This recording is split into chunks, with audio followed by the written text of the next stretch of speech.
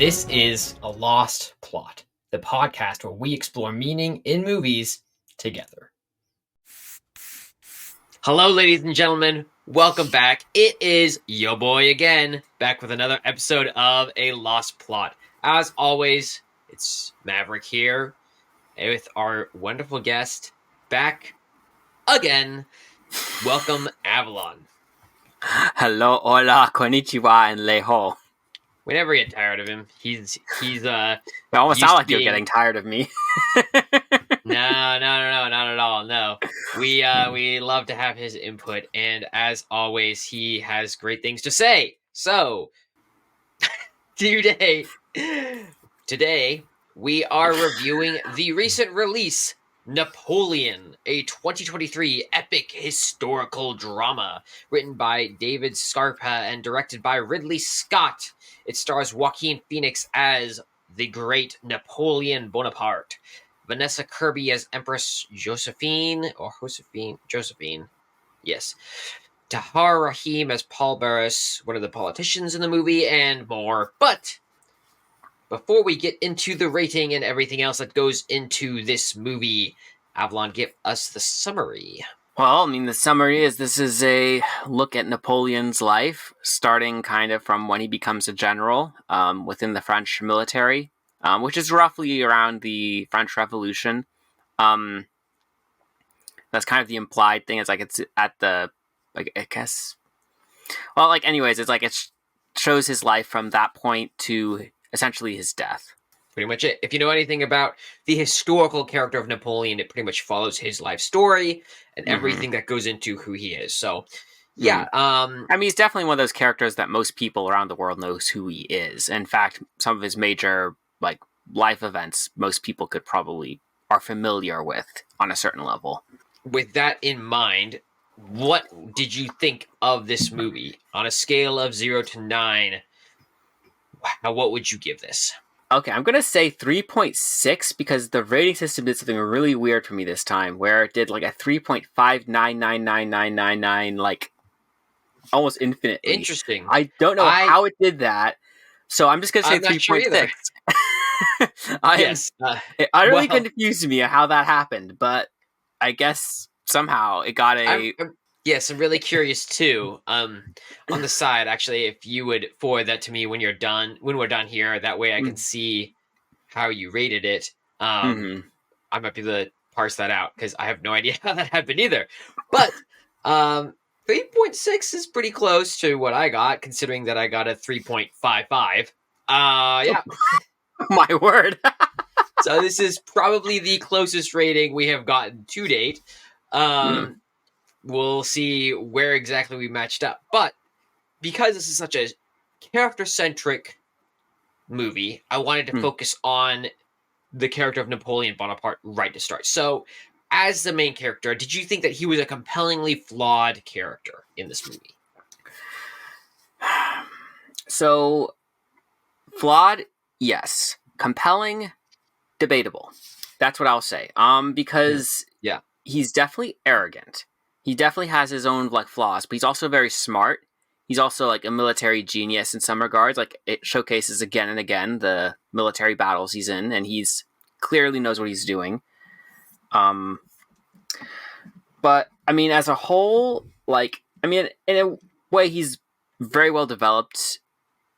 For most parts of his character, he's well developed. But as far as compelling, I didn't see have an emotional or compelling reason to root for Napoleon, if that makes sense, from the get-go. Right. He's kind of this character you're introduced to, and you're not really given a whole lot of good reason to he's the good guy, he's the hero you want to root for to succeed or whatever. It's not like the movie gives you a whole lot of foundation for that. Sure, and that's an interesting point. I think because, and it's great that we're getting right on this right off the bat, because this movie, in some ways, and this is part of the problem, I'm sure we'll get into it more as the story progresses, but this movie is so character-centric that it is very focused on following his life. throughout the whole Mm-hmm. thing, right? And Yeah. because of that, the idea of a cohesive storyline around a clear goal or objective isn't very clear because they try to balance all aspects of his life equally in the story. Mm-hmm. So when you're looking at, okay, is this a story about his conquering? Is this a story about his romantic life? Is this a story about him returning to take over France, right? And his political endeavors? In a sense, the answer is yes to all of those because it's all aspects of his life rather than focusing on a specific thing that he is trying to achieve and everything else being subplots like it would in a normal story. Everything is kind of the same, like weighted the same in this movie. And Yeah. so as a result, I think the goal of that is to show that he is the primary character in this story, right? And it's all Mm-hmm. about him. And so it's so character centric that how he is developed as a person is important. Is he a compelling character? And I think that that's a good question to raise. Would you how would you say in regards to let's compare this maybe to a different movie, right? So clearly, if you've not watched this movie, there's a couple things going for it. If you saw my 30-second summary, it's got some epic battle scenes, very impressive. There are some things that are worth considering if you're going to watch this movie. Probably watch it before you continue on. As always, there are spoilers. We're gonna plow right ahead. This movie, let's compare it to, for example, in the time of the season, A Christmas Carol. So that's a movie about a terrible man who is despicable, hated in all these ways, and yet in some ways this movie still is considered a classic because it tugs at your heartstrings and shows a character who is compelling in his own way. So I guess my question is, how is the Christmas Carol Ebenezer Scrooge a compelling character versus this Napoleon? How is he not a compelling character? Well, one thing you could say for sure about Ebenezer Scrooge, and this isn't like if you're gonna say the overarching story, um, his character does change. Like there are Right. moments of change, things where the character is clearly learning, rethinking his position, and as a character, like you just see like human emotions more or less peeking through, like the hard, like cynical, like gruff exterior of Ebenezer Scrooge. So I mean, in that regard, I mean he's a character who changes quite a bit. Um, and Napoleon maybe changes a little bit, but I don't know if he changes a whole lot over the course of the story. And in different ways he changes, like maybe in regards to Josephine, but Mm-hmm. he's still kind of like from beginning to end, he still kind of maintains like his like I am the master of the battlefield kind of thing, where it's like he doesn't really change in that perspective. He doesn't change as far as like his perspective on certain things. He still kind of maintains that he's this rude person to other uh, countries and diplomats and characters, kind of exerting his control and power over them. Uh, so yeah, I don't know. I think maybe that's the biggest thing that comes to mind. Is like he doesn't have a whole lot of change in this movie as a character. Honestly, that's what I think of first when I'm watching the movie too. I think you're making a really good point. I mean, Napoleon is uh they almost paint him as initially this character who's very ambitious, almost to a fault, that everything else falls to the wayside in regards to his ability to pursue what he wants in life. And he's incredibly ambitious, incredibly brash, incredibly jealous, and that drives everything that he does, right? And so Mm-hmm. when you look at him at the beginning and you look at him at the end, he's a completely the same person, Mm-hmm. regardless of what happens. And so um, I think in regards to great stories, you're looking at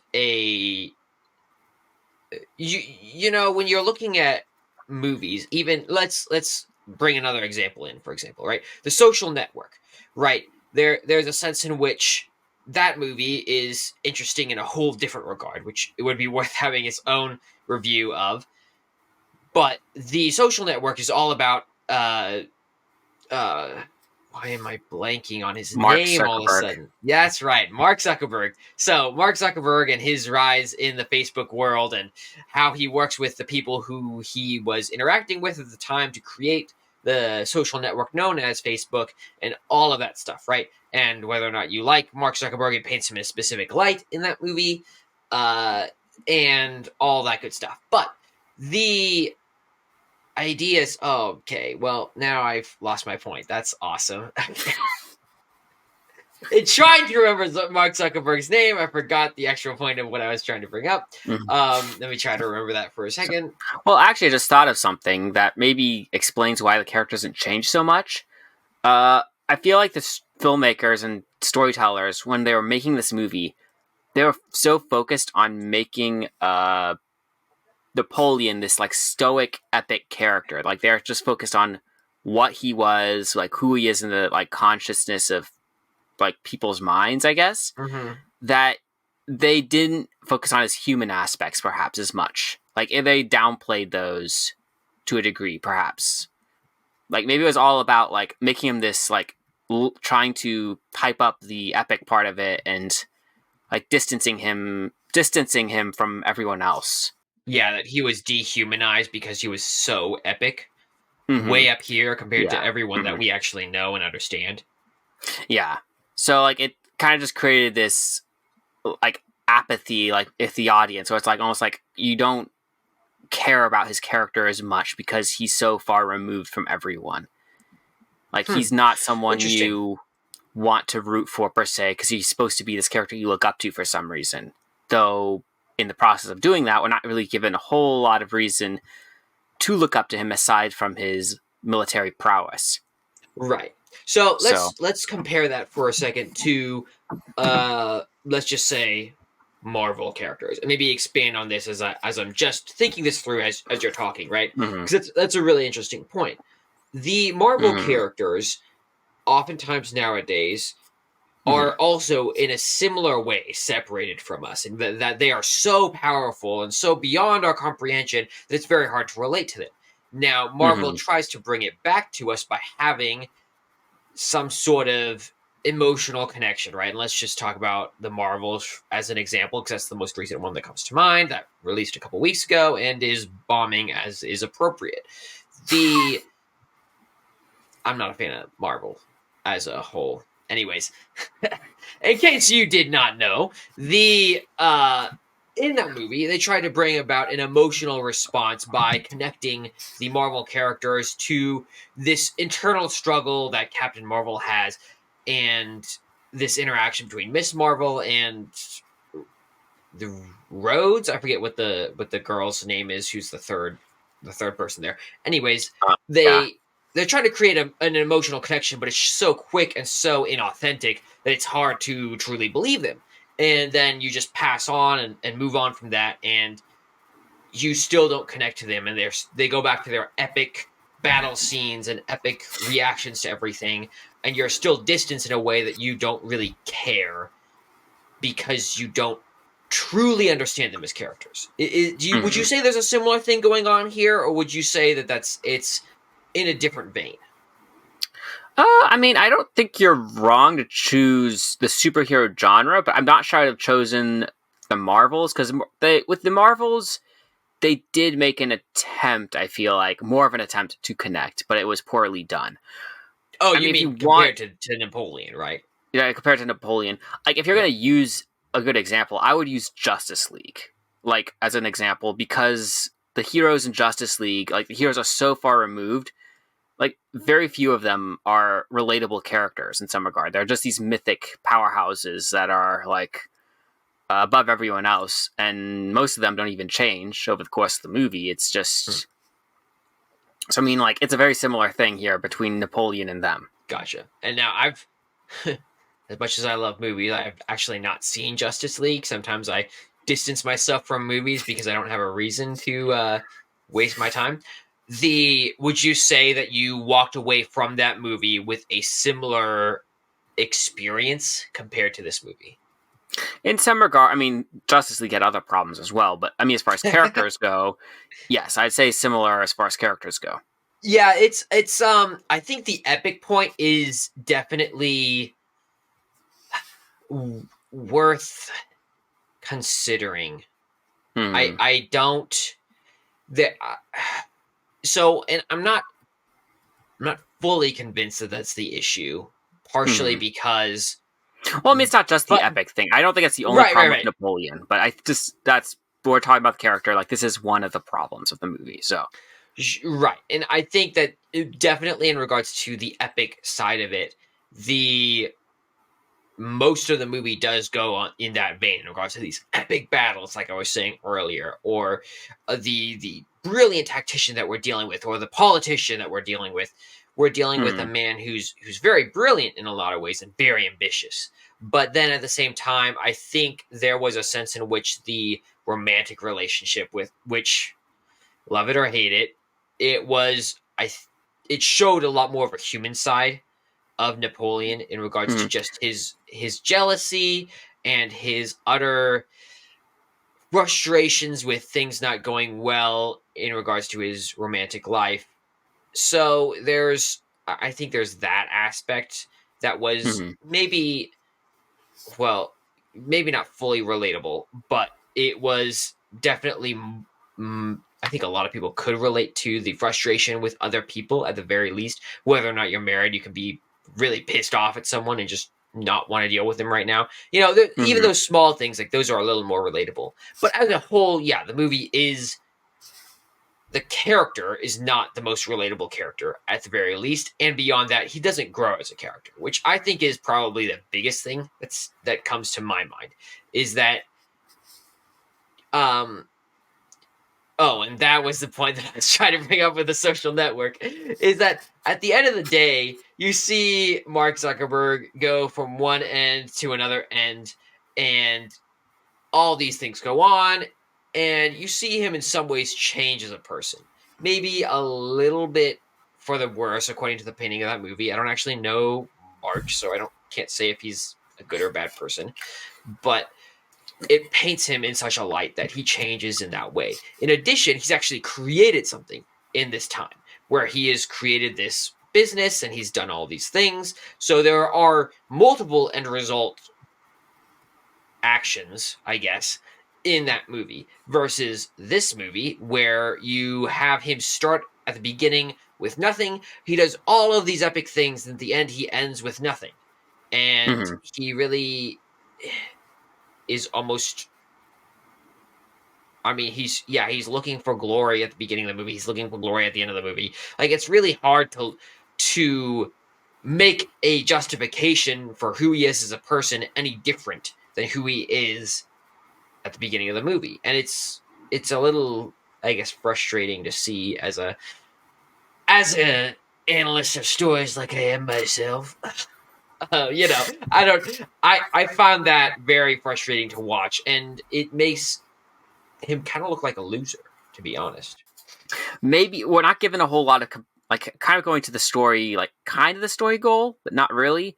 Like Hmm. what is like Napoleon's desire? I guess like what is he fighting for? They could have made that more compelling. Like they could have focused on that and shown like what he wants, because you get the impression at certain scenes that he is a patriot for France, but at the same time like they don't develop that. They just kind of like hint at it or like have these like short like dialogue scenes that kind of have him saying that. Hmm. So it's like Right. if they developed more of like his desires, like showcase like okay, this is what he's fighting for, and given us a reason to want to see that, maybe would have helped his character a whole lot more, given us more reason to empathize with him. Right. But we're not. Now, you actually made a very good point, which made me think of another comparison. And I think comparisons are valuable because it Hmm. helps us to see how could they have done this differently and made it more compelling, right? Yeah. And so in this experience of Napoleon, you're looking at someone who is very ambitious, but you're not clear why, right? And so Hmm. Napoleon at the beginning, and you make a good point that he says that he is doing this for the sake of France and all this stuff, but his actions and the words that people around him are saying indicate that it's very selfish. in that at the very beginning of the movie they say, oh, he's an ambitious young lieutenant or whatever he was at the time, and he's rising in the ranks. Like, let's consider him for this promotion or for fighting this specific battle, right? And then later on, he says he's fighting for France, but at the same time, he's crowning himself emperor, which is kind of the definition of the most egotistical move you can make in all of your life, right? When you choose to take it out of especially in a very Christian society at that time, to crown yourself king rather than have the symbol of God at the time, the Pope, crown you king. That's like a very egotistic. That's like the definition of the most egotistical move you could make ever. So it's very hard to make the case that he wasn't doing this for selfish ambition.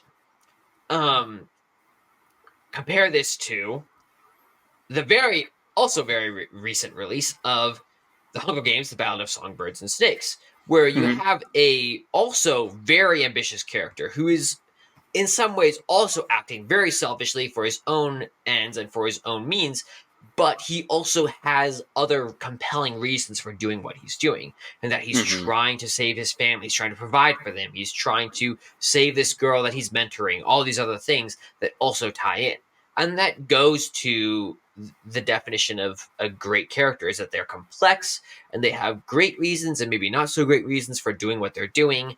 And that is part of what makes that movie far more compelling, in my opinion, than this movie. Because in this movie, even if he says he's working for France, every action in the movie says otherwise.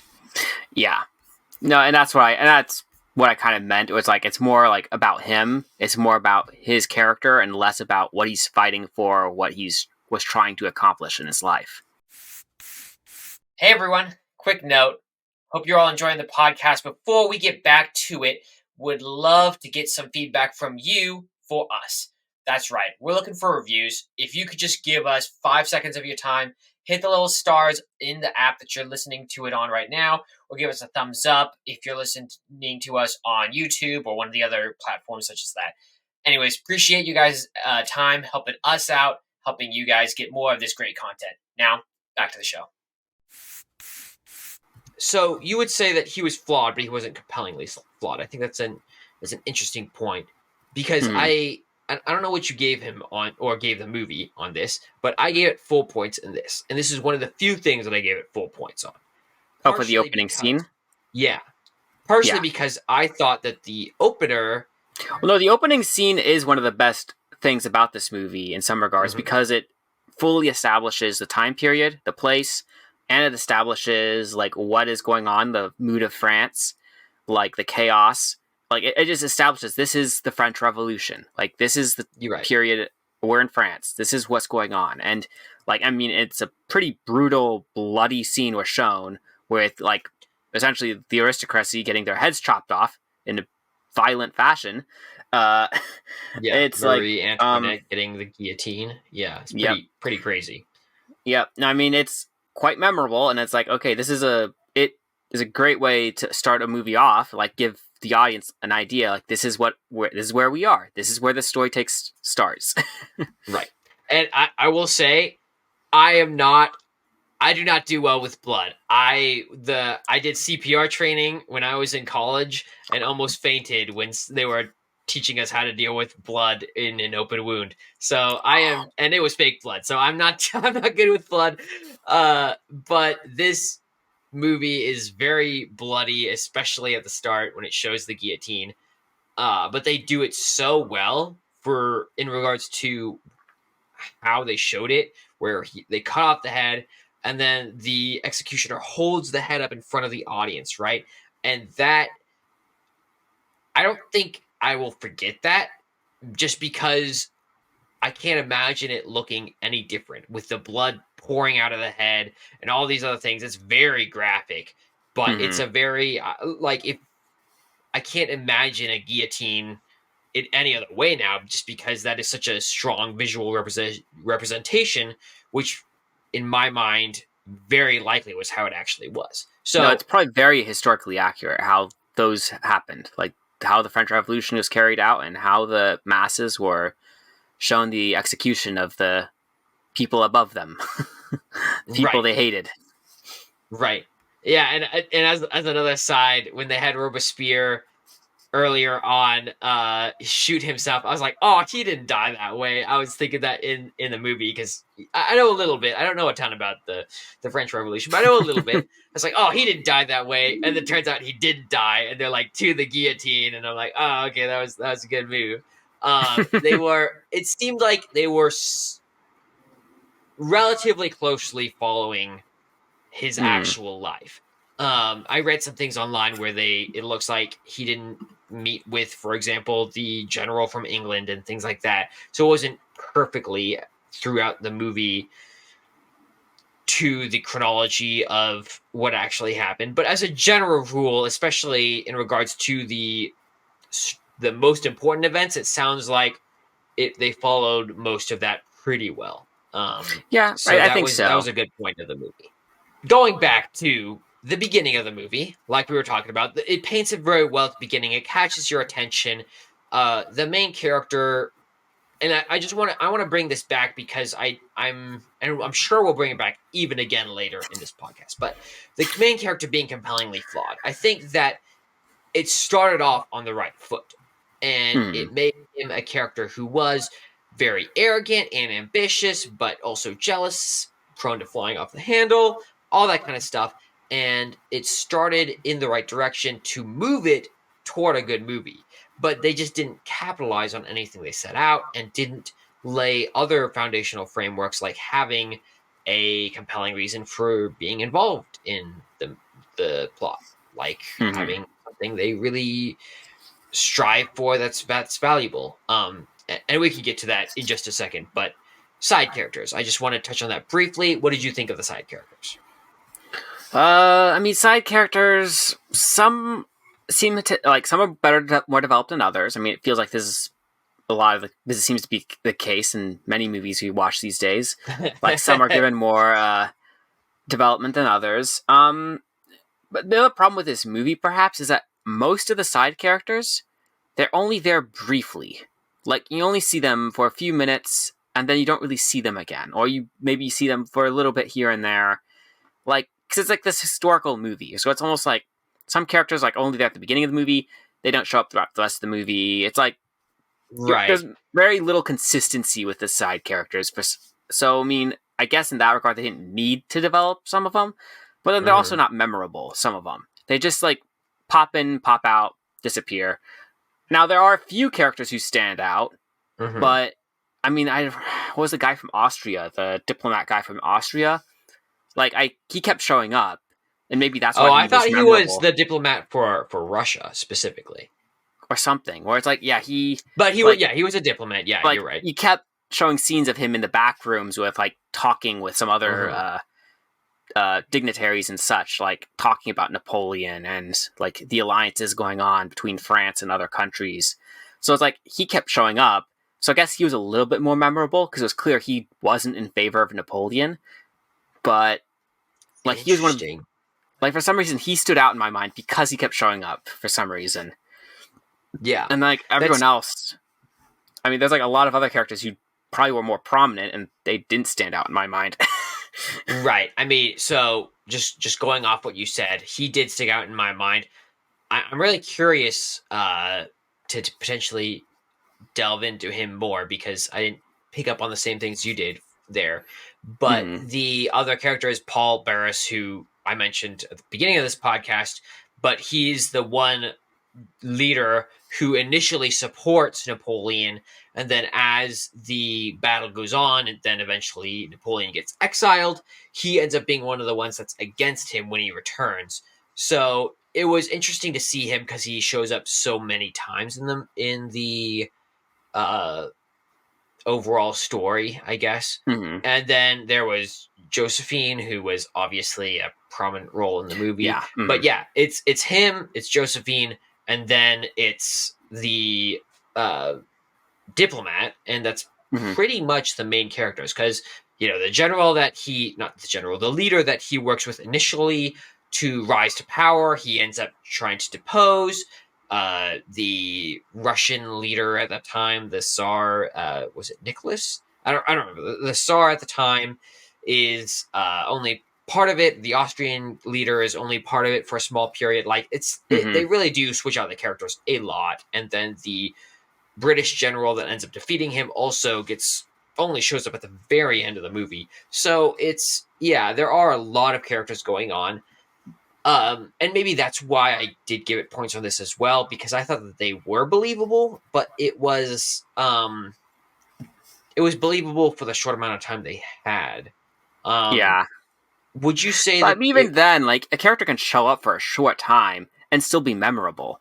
Like, right? I've seen characters who only had like 2 scenes in a movie, and like they're like for some reason like heavily memorable, like for no Mhm. good reason. Otherwise, just because they were so clearly developed in their own little scene, and it just like they stood out in the audience's mind.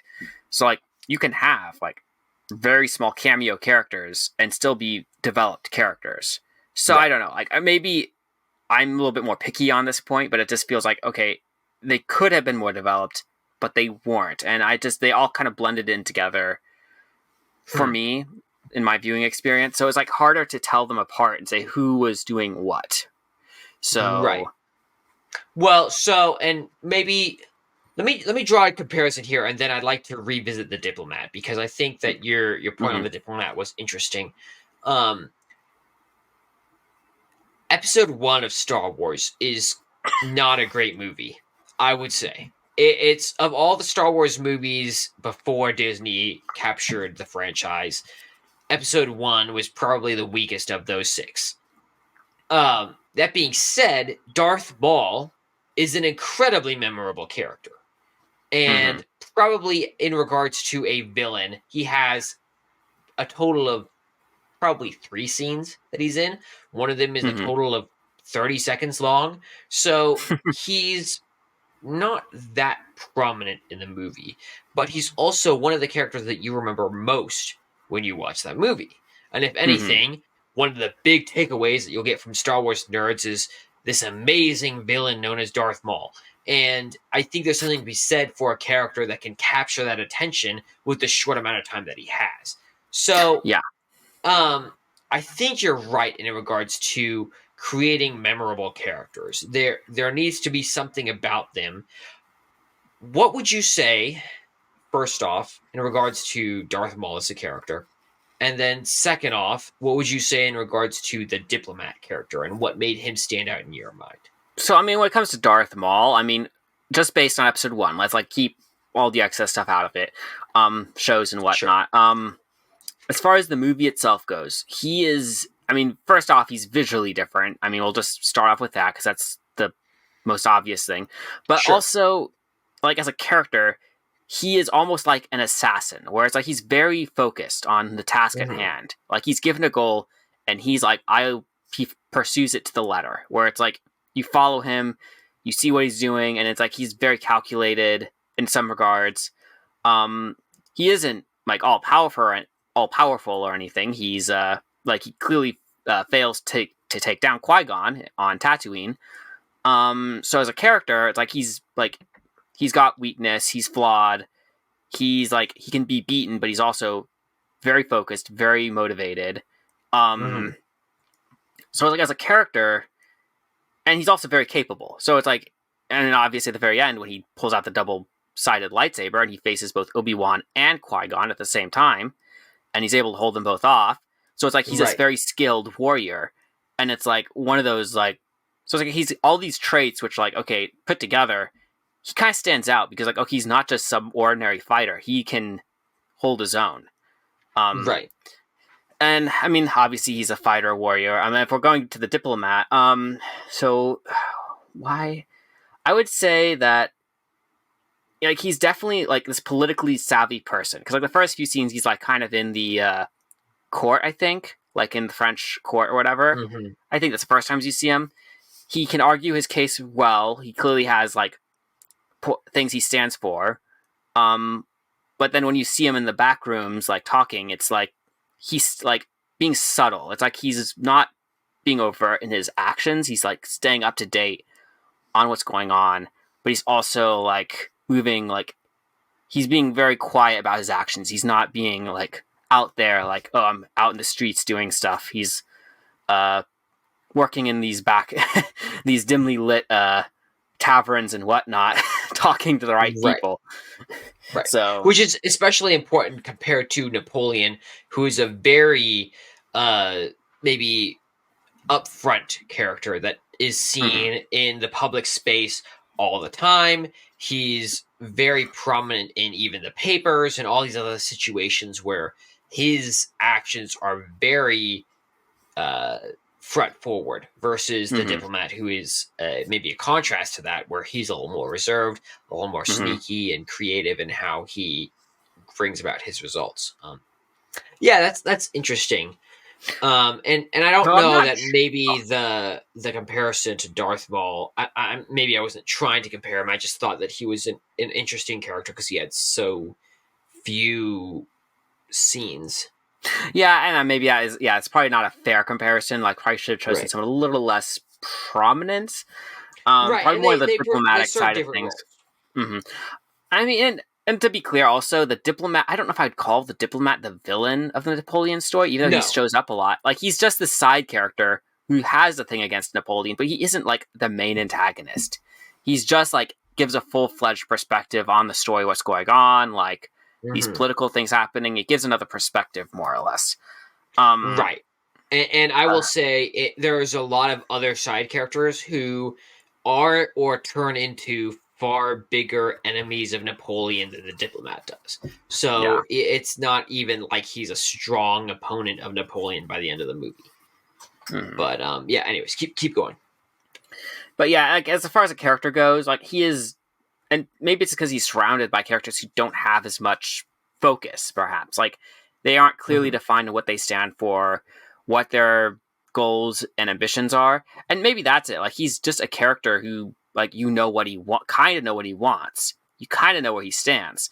Even the world leaders, like when he meets with the leaders of like Russia and like England, sometimes you Hmm. see these characters, and it's not clear what their goals are, what they want out of this with Napoleon. Like, what are they trying to do? And it's like they flip, and it's Hmm. like the way the story plays out, it's almost like they flip flop back and forth because you're not sure what they want.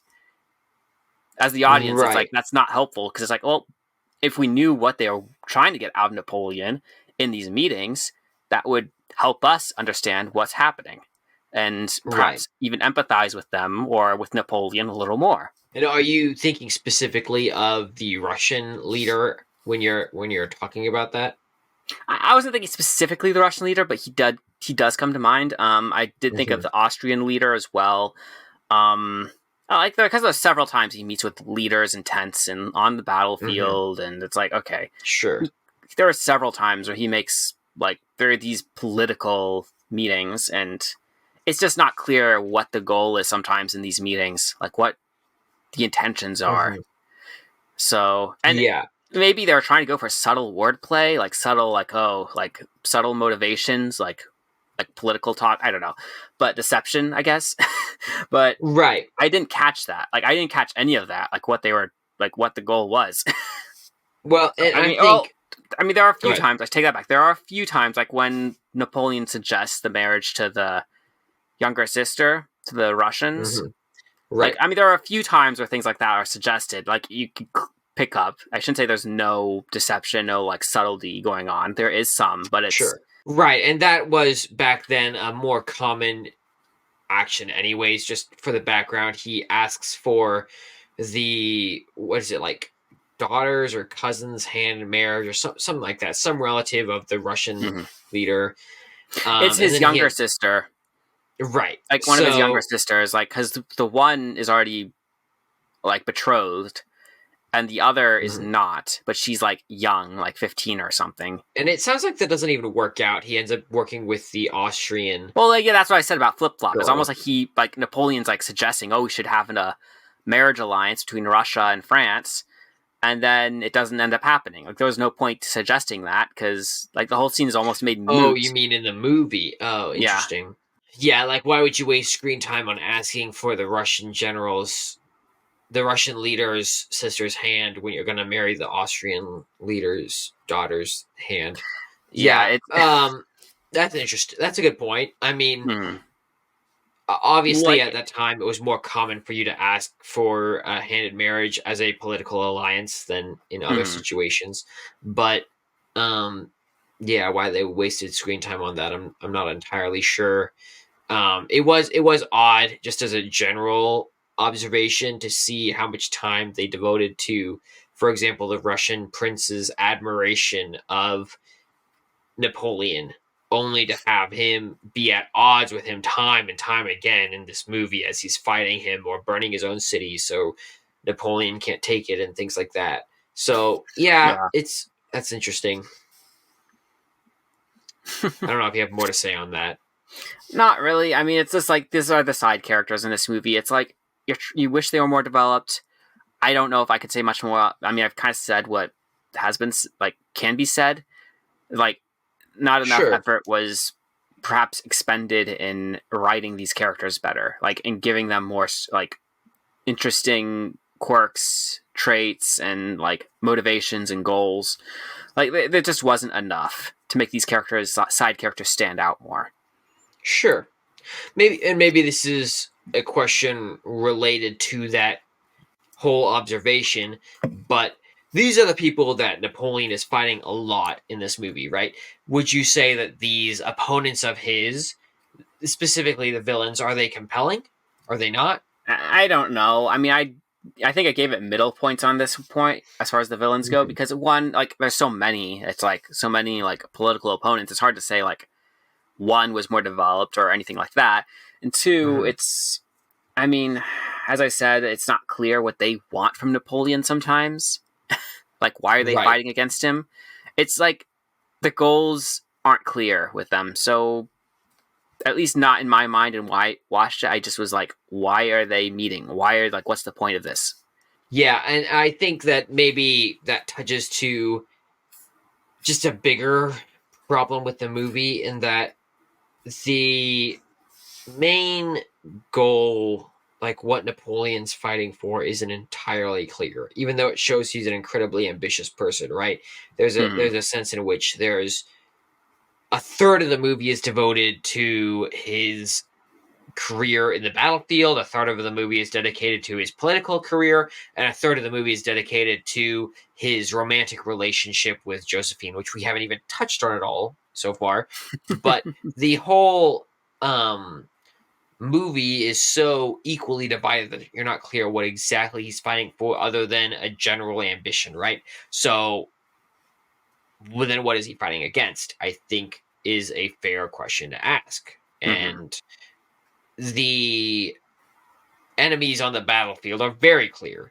The enemies in politics change, so it's not as clear. The enemies in his bedroom are probably himself, to be honest. Maybe Josephine. Like it's up for grabs.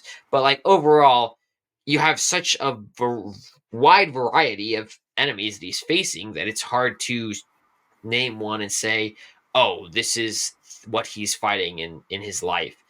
You could society in general, maybe if you want to make that argument, you could maybe make that argument. But he's almost fighting for society in most of the movie, as he argues himself. So, um, because there's no cohesion to his goals, there's no cohesion to his enemy, and that makes Hmm. it hard to follow what they're even trying to make of this movie. Like, what are you supposed to make Hmm. of Napoleon after all this, right? You follow his Yeah. story, and at the end of the day, you go, okay, he's a sad man who rose to power and then lost it all, and ends a sad man. Hmm. I gave it some points for this. You know, I Hmm. thought that there was something about the enemies that he was facing that made it at the very least, the battle scenes were compelling. And so the No, the enemy that battle he scenes are faced in perhaps that the best scene part was of this good. movie. And so I think that it wasn't that there was nothing to be had from this. It was just that the storyline as a whole was so convoluted that to even say that what he was facing in his life was compelling is very hard because Hmm. what was he facing? And I still don't know because in some ways it was the enemies in Russia. In some ways, it was the enemies in Austria. In some ways, it was his wife. In some ways, it was himself. In some ways, it was the all other politicians in uh, the revolution. In the French It's court, yeah. right. It's just so much going on, and they decided to fit it all into this movie that you have no idea what you're supposed to be focusing on. And I think that speaks to a bad story. Yeah. I mean, in reality, this movie is like a greatest hits of Napoleon's life, is what it is. It's like following his life and saying, like, these are the highlights. Like, go through a history, like, if they took like a history, like, textbook, and like, these are the major things that happened in his life in every area, and like, they decided to put them all in the movie without any rhyme or reason for like story cohesion, like, point, message, like, all of that was kind of just like thrown out the window for the sake of focusing on like saying all of it for some reason. I've heard this breakdown before, and maybe it's worth discussing at this point. Some people say that when you look at a TV show, you could focus on characters and character development, and the storyline becomes somewhat secondary. Versus in a movie, you have to make the plot line primary and the character development secondary, right? This movie, as far as my understanding of it, is that it makes the character primary and the storyline secondary. Based on this movie, do you think that separation of a TV show versus a movie is accurate, or you think that it completely falls in a different category for another reason? Well, if they were going to go this route for telling everything in his life, they should have gone for like a series, a TV show, because then they could have given characters more development, given like fleshed out certain points of his life, given like more understanding for his key events and whatnot. But yeah, that was what they were going for. Now, if they were going to try to show like actually focus on something, they could have done a good movie on Napoleon if they had focused, say, on like he could have been an arrogant person and like made the focus like, oh, he's trying to help France, he's trying to lead France like be into a better age, more or less. Like that could have been the goal. And like even with the French Revolution, they could have like shown that the contrast to that, like, oh, this is like the time of chaos and darkness, like him trying to bring France out of that into a golden age.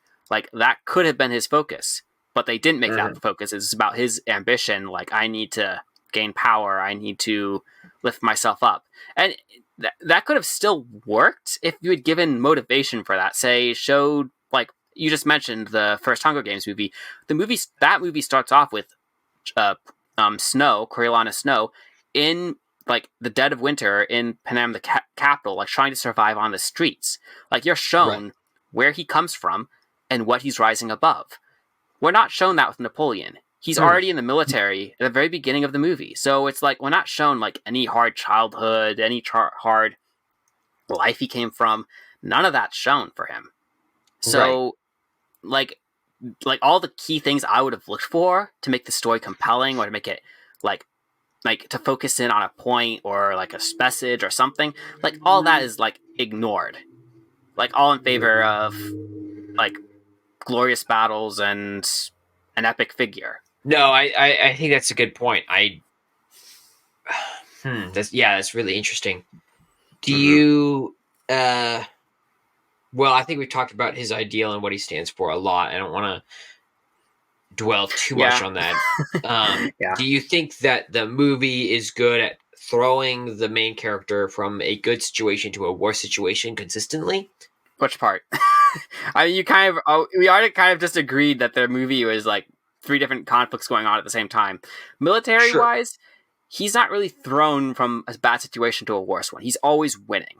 So it's not like, I mean, the battles are interesting. Like, okay, like how he wins each battle is interesting on some regards, but it's not like you're afraid he's going to lose. It's like you're just watching events play out, more or less. And especially if you know your history, you know the final battle, the Battle of Waterloo, you know he's going to lose. So it's like, okay, how is he going to lose this battle compared to all the others? So, more or less, like so the military part of the movie, there's not a whole lot of tension, perhaps, for me. I was like, okay, like, it was interesting, and and as we said before, the battles are perhaps some of the best parts of this movie. But no tension there, I'd say. Perhaps with the romantic part of his life, which if I'm just gonna be honest, that part of the movie was kind of weird at times. Like with just how things were going on. Like it was definitely a I messed up hated relationship. that, dude. It was like so Messed up bad. Oh my relationship. gosh. I don't know. There were like things happening. I was just like, dude, like I would not stand for a relationship like this. This is like Yeah. I don't know like how anyone would. Like this is just weird and Well, it was the definition of a toxic relationship. Like yeah. he was living a life where he was this ambitious man that wanted all these things, and theoretically, right underneath this circumstance, a modern F boy would say you could have anyone you want underneath this situation, but he wanted Josephine because they were playing these manipulative games where he would be enraged with her and then he would do whatever she wanted, more or Mm-hmm. less, based on his interactions with her, because he was just head over heels for her. And Mm-hmm. based on my understanding of history, which, like I said, I'm not a historian, so don't take my word for it, do your own reading, but it sounds like he was very much attached to Josephine Mm-hmm. in actuality. So Mm-hmm. it's not, I think that from my understanding was portrayed fairly accurately, but yeah, it's really crazy and messed up. I mean, I guess there's some tension there, but I'll say it was an uncomfortable tension where it's like there are times you're Yeah. watching it and like you more or less just wanted it to be over, so you're out of the uncomfortable situation. That was more or less my impression. Like I didn't want to see more of this. I just wanted it to like let's move on to the next scene already. Yeah. Yeah. Also, uh, it's just like the fact that he would be angry at her one scene and the next scene you see that they're banging and you're just like, oh my gosh, can you not just spring that on me? Like that's not, yeah. I do not like that.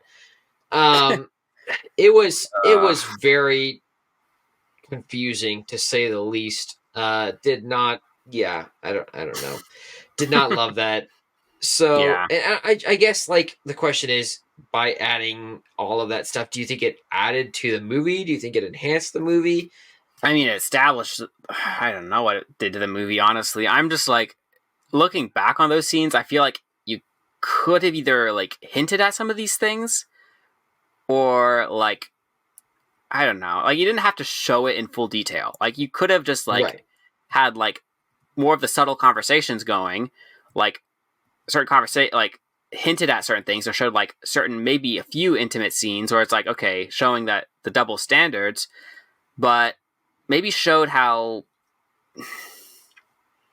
I don't know, maybe how Napoleon was fighting more for her if he really was in those scenes, and Mm-hmm. maybe showing how she like cared about him. Maybe if she did, it is a very strange relationship. Like of all the movies I've seen, like this is one of the strangest romance relationships I've ever seen on screen, and I'm not saying that in a good way. I'm like, this is like a romance situation like I could have avoided seeing and I wouldn't have cared. Like it's just like okay, this is not like something I wanted to see. This is something I would have rather not seen. Right. Well, So, it's interesting because I saw an analysis of this, and most times I try very hard to avoid analyses before I record this because I want everything to be my own opinions. And that mhm, being said, it was interesting because someone from the cast of the movie was basically saying, "Oh, he did all these things for Josephine in the movie, and then when he can't when those that love becomes complicated more or less, he does everything to spite her." And that was mhm, their takeaway from the movie. And I thought, wow, that's a very interesting takeaway because that is not the takeaway that I would take away at all from this movie. Because all the way to the end, he is pining for her love. He might hate her at some scenes, but overall, he's still completely infatuated with her.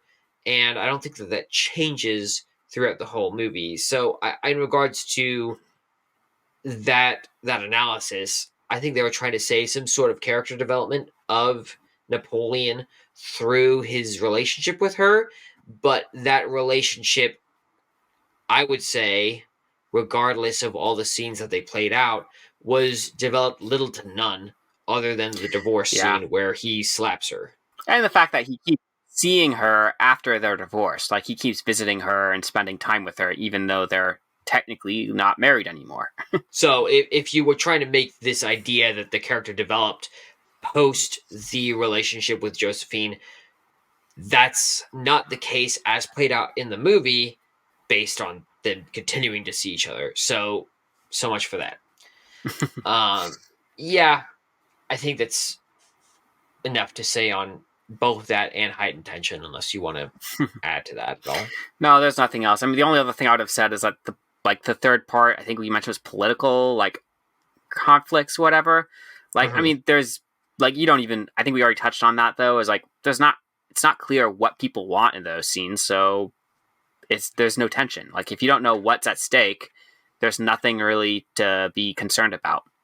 For sure. I mean, I would say all this movie had potential. Like, so many different areas you could, if you just took that, expanded on it, took the emotional situations for Napoleon, expanded his character, took the emotional scenes with the side characters and expanded on their motives, all these other things, you could have made each of those sections, each of these three sections of the movies could have been its own movie, well developed in its own right.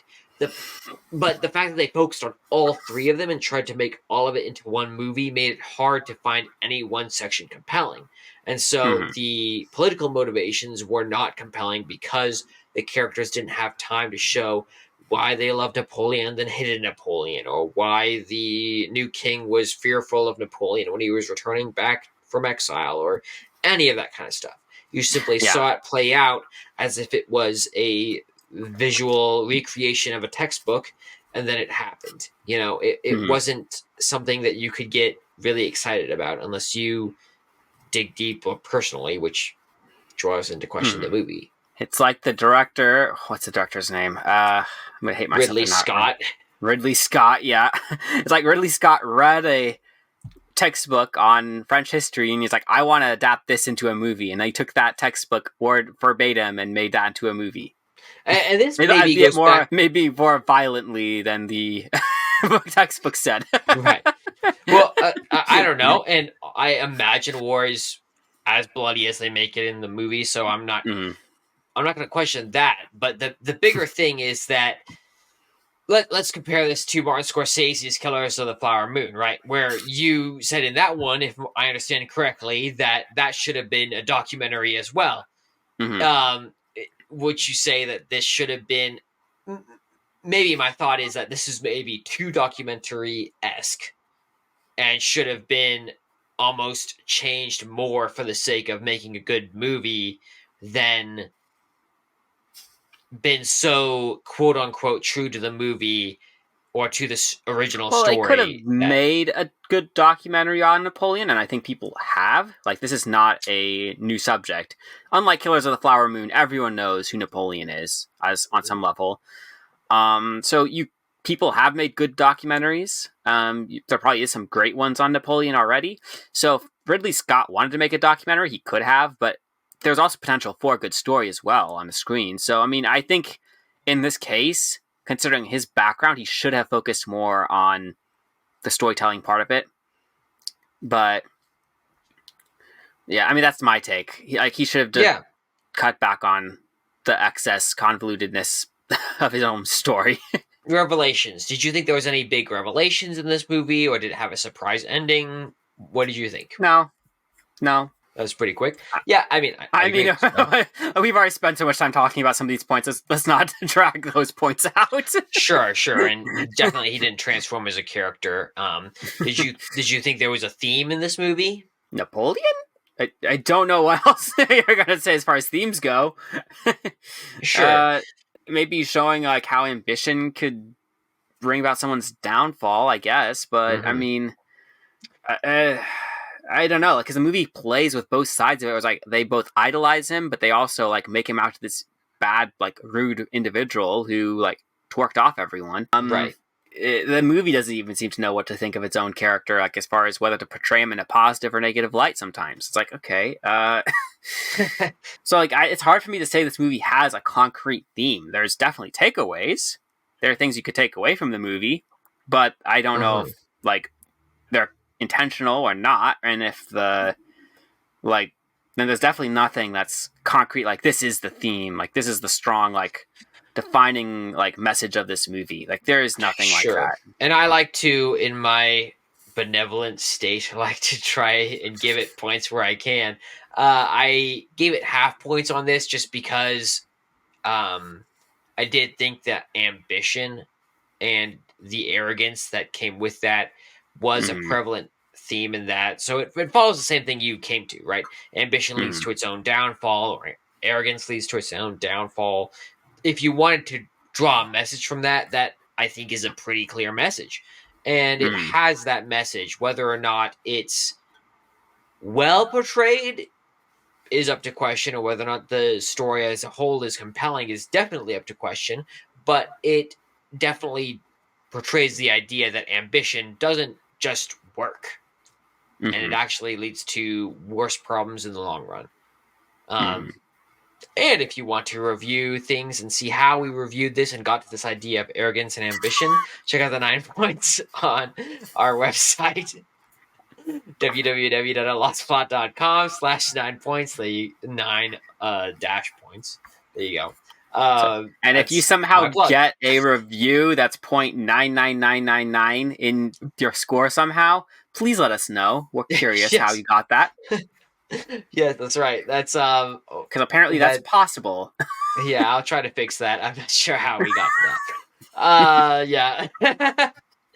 But it's there, so anyone can review any movie through that system. And that's how we bring this discussion to you today, is through this system. It's specifically designed to have these discussions about the meaning in the movies, to what makes great characters, to what makes it a compelling, gripping movie.